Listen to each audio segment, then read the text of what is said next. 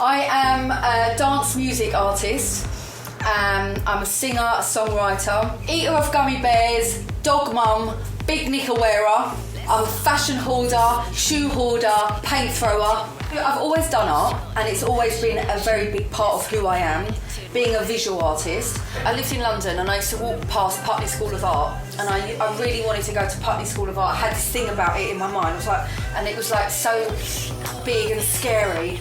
When you'd walk past the building, I thought, I'm not clever enough. I'm not creative enough. I'm not. So anyway, it didn't happen simply because when I was 18, I got a record deal, and I'd always been singing. I was in soul bands and doing backing vocals.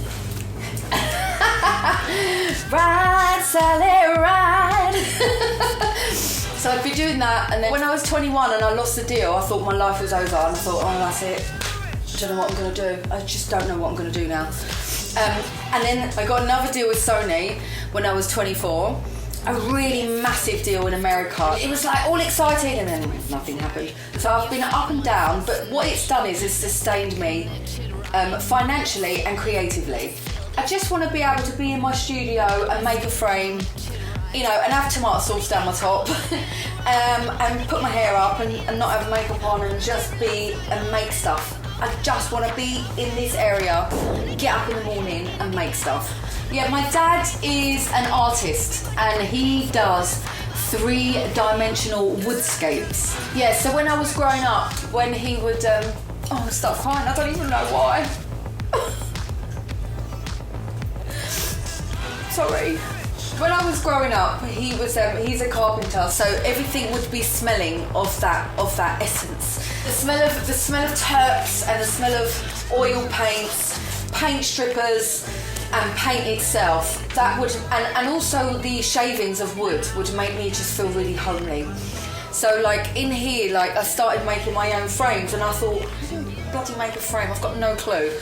And then I accumulated all these tools to start making these frames, and so I just to make these frames and to make have the smell of them, you're nailing it all and you're making stuff and you're creating. It brings me closer to my dad. So I thought, right, I'm going to set myself another challenge, another Luciana challenge. All right, what are you going to do? All right, so what are you going to do? Okay, this is what I'm going to do.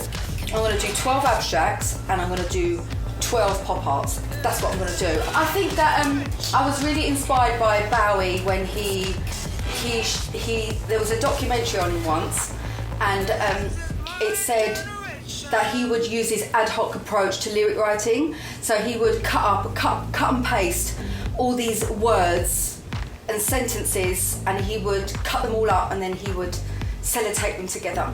So it would like absolutely change what it actually meant. To me, it's all about chopping stuff up and creating something that you didn't even know was possible.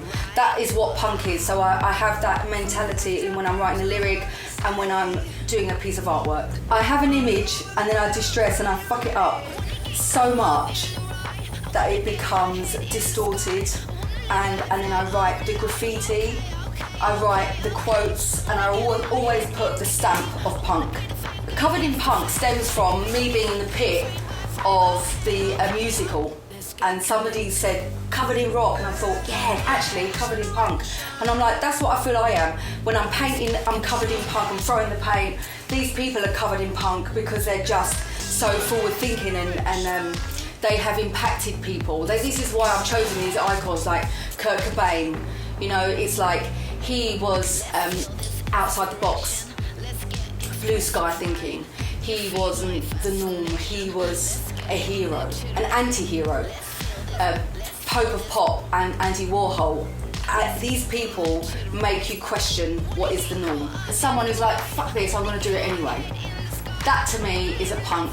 So people like Andy Warhol, Tupac, Biggie, Basquiat, all went against the grain. Well, I've done a piece on RuPaul, and it's called God Save the Drag Queens, because to me she is an avant-garde forerunner of all the movement that's happening now and the feeling of acceptance and inclusivity. And also I've done a piece of artwork for Reese Witherspoon because I watched her show that she did called Shine on Netflix, and I was just like, fuck, all these women, all these empowered women making waves, creating movements from passion and from not being heard, now being heard. I just want to create a feeling. So when you're listening to a song, when you're looking at a piece of my art, is do you feel it? Does it bring a little cheeky smile to you? Does it make you feel a bit punky and a bit rebellious? Then to me, I'm like, I'm happy. So then I finish these pieces and I'm like, and so now I'm here surrounded by these pieces, this backdrop, I've got all this stuff, and I'm like, okay, so now you need to do an exhibition. And then obviously COVID hit, and then I'm like, okay, well, what are you going to do? Now you can't physically do an exhibition, what are you going to do? So all my artworks are available on my website, which is luciana.com.